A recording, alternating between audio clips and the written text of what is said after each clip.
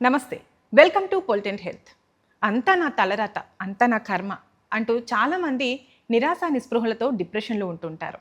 కానీ నిజంగా మన తలరాతని మనమే మార్చుకోవచ్చు అంటున్నారు doctor Harish Tenneti, mind coach. Doctor గారిని అడిగి మరిన్ని విషయాలు ఇప్పుడు తెలుసుకుందాం. Hello sir. హలో సార్, చాలామంది నా తలరాత ఇంతే అంటూ ఉంటారు. నిజంగానే తలరాత ముందే రాసిపెట్టి ఉంటుందా? అసలు రాస్తే ఎవరు రాస్తారంటారు? ఓహ్, చాలా ఇంట్రెస్టింగ్ క్వశ్చన్. యాక్చువల్గా ఈ తలరాత అనేది మనకి బ్రహ్మదేవుడు రాస్తాడని, బ్రహ్మ రాసిన తలరాతని మనకి రకరకాలుగా చెప్తారు. బట్ ఫండమెంటల్లీ ఎవరు రాసినప్పటికీ, అది బ్రహ్మదేవుడే కూర్చుని స్పెసిఫిక్గా రాస్తాడా రాకపోయినా, ఎవరు రాసినప్పటికీ దీనిలో 4-5 యాంగిల్స్ ఉన్నాయి. ఫస్ట్ యాంగిల్ వచ్చేసి మనది మనమే ఏ ఏ జన్మల్లో రాసుకున్నవో, ఎప్పుడెప్పుడు చేసినవో అవన్నీ ఒక ఫ్యాక్టర్.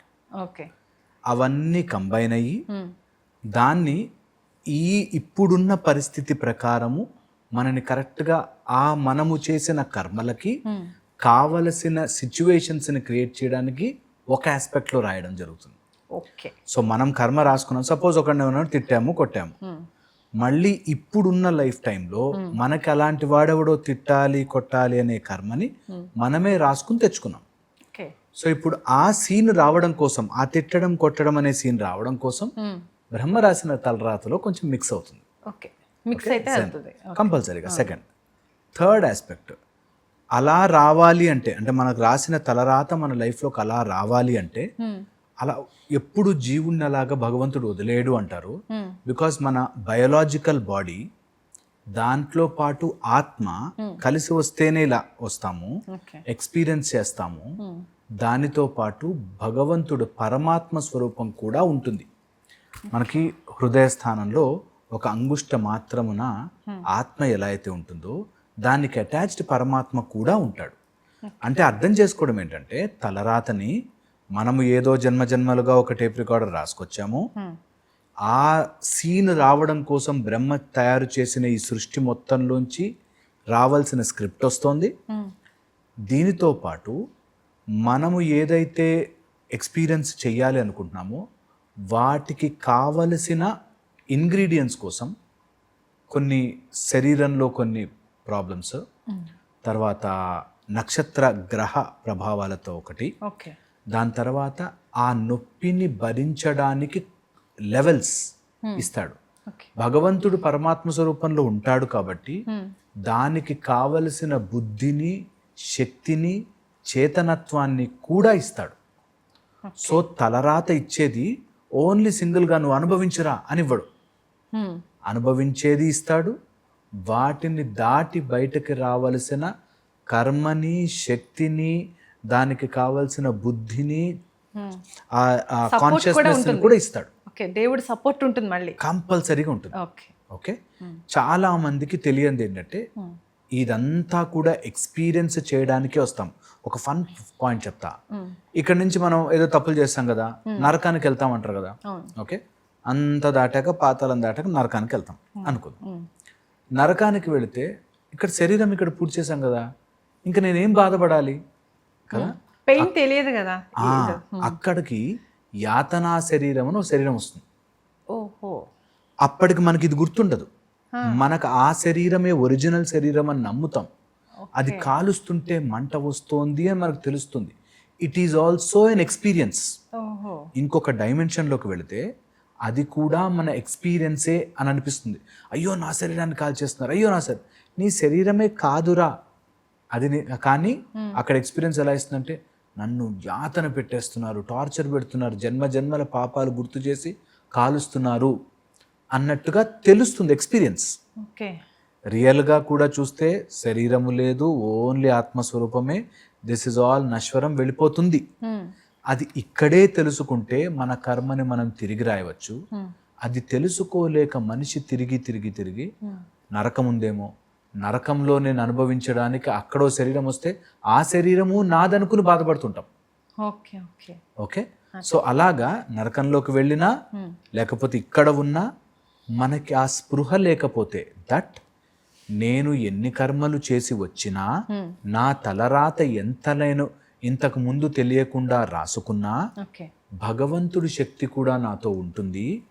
నేను కర్మని నా చేతులారా మార్చుకోవచ్చు, ఎక్స్పీరియన్స్ ఆఫ్ దట్ కర్మని మార్చచ్చు ఓకే. అనేది కూడా మన చేతుల్లో ఉంటుంది. లావ్ అవ్వడం మన చేతుల్లో ఉంటుంది. హైట్ ఆల్రెడీ రాసేసి ఉంటుంది. ఓకే. జెనెటికల్గా కొన్ని మన దగ్గరికి సినారియోస్ వచ్చేస్తాయి.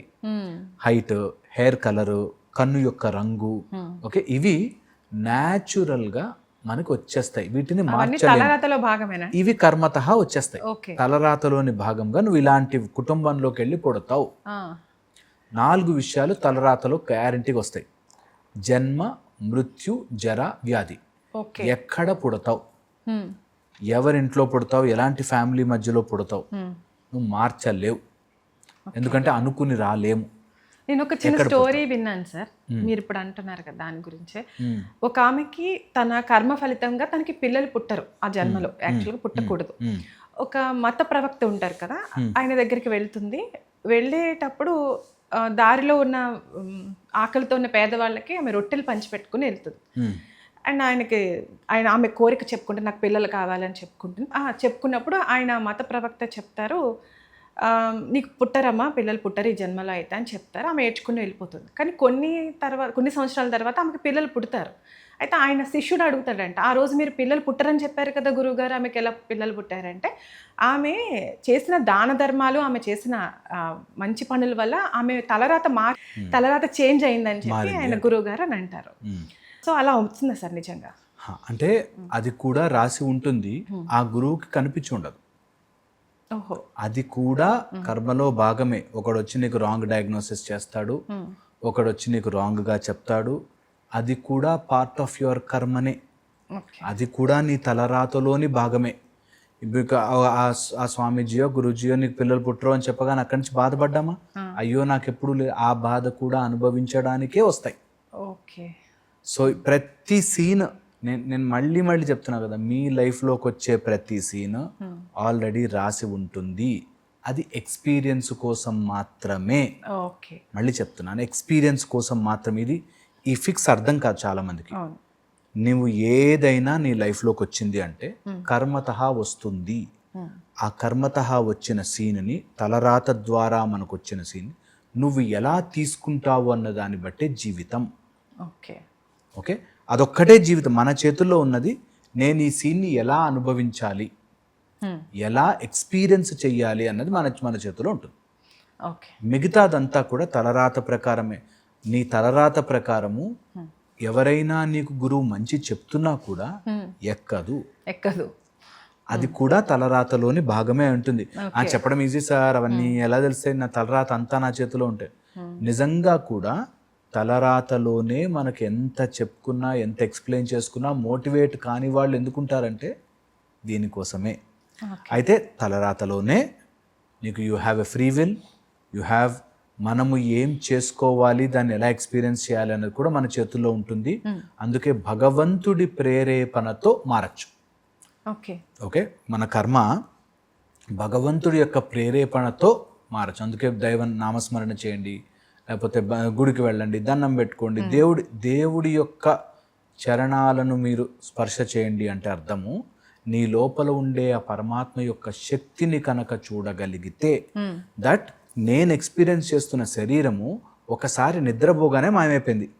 నేను ఎక్స్పీరియన్స్ చేస్తున్న శరీరము నాకు ఒక 10, 20, 30 సంవత్సరాలు 40 సంవత్సరాలు ఏజ్ అవగానే ముడతలు పడిపోతుంది. నేను ఎక్స్పీరియన్స్ ఇది నాది అని అనుకుంటున్నవన్నీ వెళ్ళిపోతున్నాయి, ఏదో ఒకటి మిగిలిపోతుంది. అది తెలుసుకునేదాకా నీ చక్రం తిరుగుతూ ఉంటుంది. అందులోనే రకరకాల ఎక్స్పీరియన్స్లు చేసి నా కర్మ ఇంతే, నా బ్రతికింతే, నాకు ఇది ఇలాంటి అని మనమే అనుకుంటాము. ఎవరి తలరాత తెలియదు.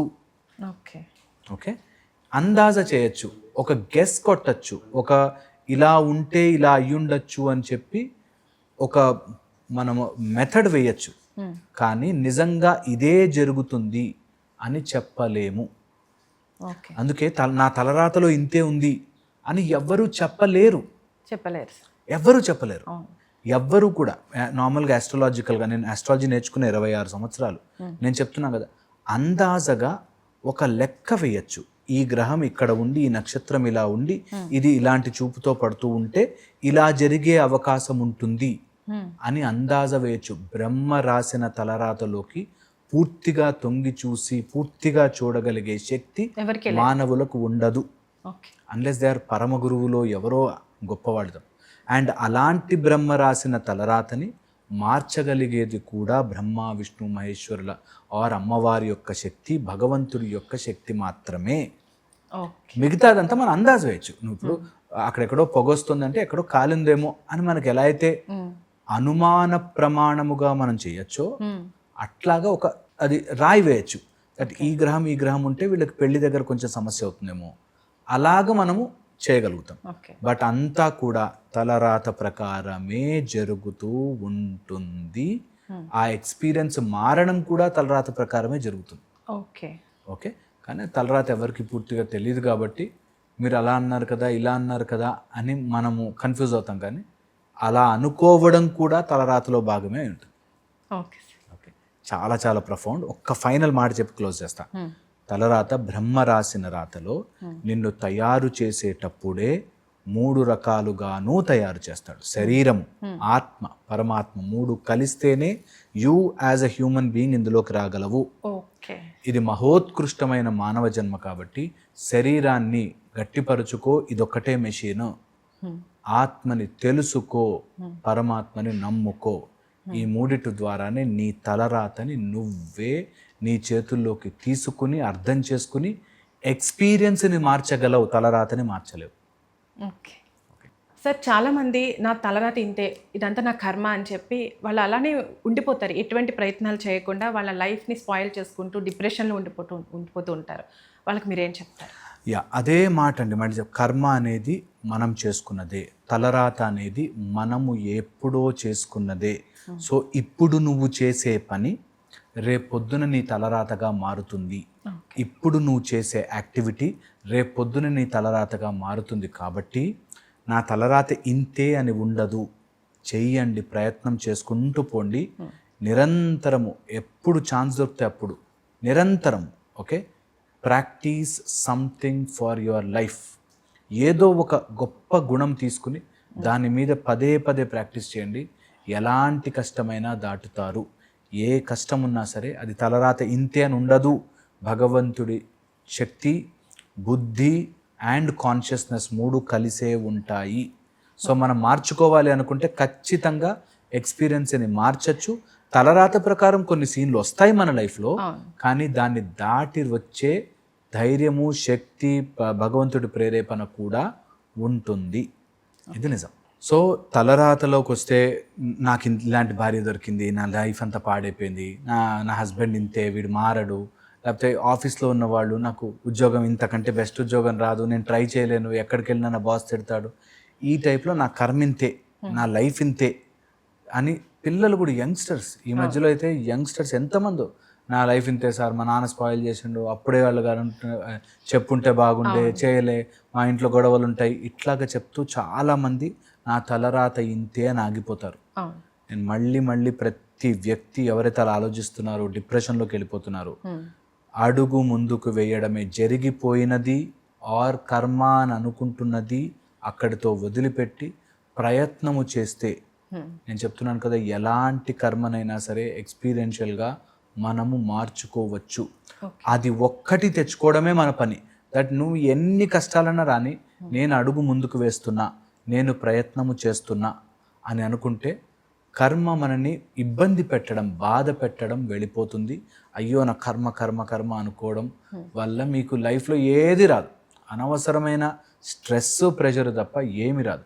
ఎవరికైనా ఉద్యోగంలో లాస్ వచ్చింది, పోయింది, బిజినెస్లో లాస్ వచ్చింది, వైఫ్ అండ్ హస్బెండ్ మధ్యలో గొడవలు అవుతున్నాయి, ఆ కర్మతః నాకు వచ్చినది నేను ఏం మార్చొచ్చిందులో అనే యాంగిల్లో ఆలోచించిన వాడికి, ఎలా ఫేస్ చేయాలి, ఎలా దాన్ని దాటి బయటకు వెళ్ళాలి అని ఆలోచించిన వాడికి కర్మ ఎఫెక్ట్ చేయడం ఆగిపోతుంది. తలరాత వాళ్ళని బాధ పెట్టడం ఆగిపోతుంది. అర్జునుడు యుద్ధం దాకా వెళ్ళి ఏంటి యుద్ధం నాకు వద్దు అంటే, కర్మ మాత్రమే చెయ్యాలి, నువ్వు కూర్చొని బాధపడతా బాణాలు కిందేసి నాకు యుద్ధం వద్దంట అనే పనే లేదు. You have to get on to the work and do it. So ఇప్పటిదాకా నీకు ఏ కష్టం ఉన్నా, వైఫ్ హస్బెండ్ మధ్యలో, జాబు లేకపోతే పిల్లలు, ఎలాంటి ప్రాబ్లంలో ఉన్నా సరే, ఈ సందర్భంలో నేను ఏం చెయ్యొచ్చు అనేదే ఇంపార్టెంట్. నా కర్మ ఇంతే, నేను ఏం చేసుకోలేను, నేను డిప్రెషన్లోకి వెళ్ళి రూమ్లో లైట్లు ఆఫ్ చేసుకుని కూర్చుంటా అని అనుకోవడం నీకు ఛాన్సే లేదు అని శ్రీకృష్ణ పరమాత్మ డైరెక్ట్ చెప్పాడు. కర్మణ్యేవాధికారస్యను, కర్మ తప్ప ఇంకా ఏది ముట్టుకునే ఛాన్స్ లేదు. ఎందుకు నా కర్మ ఇలా ఉంది అని ఆలోచించుకునే ఫ్రీడమ్ కూడా మనకు లేదు. నిజంగా చెప్తున్నా, అవన్నీ ఆలోచించదు. బికాస్ అది నువ్వు కాదు డిసైడ్ చేసేది, పైన నుంచి ఒక డిసైడే వచ్చింది. కాబట్టి నువ్వు ఇప్పుడు నేను ఏం చేయొచ్చు, దీంట్లో నేను బెటర్ ఎలా అవ్వచ్చు అనేది మాత్రమే ఆలోచించాలి. అవును సార్. ఓకే, తలరాతను ఎలా అర్థం చేసుకోవచ్చు అండ్ అందువల్ల వచ్చే సిచ్యువేషన్స్ని ఎలా ఫేస్ చేయాలి అనే విషయాలు చాలా క్లియర్గా ఎక్స్ప్లెయిన్ చేశారు. Thank you sir.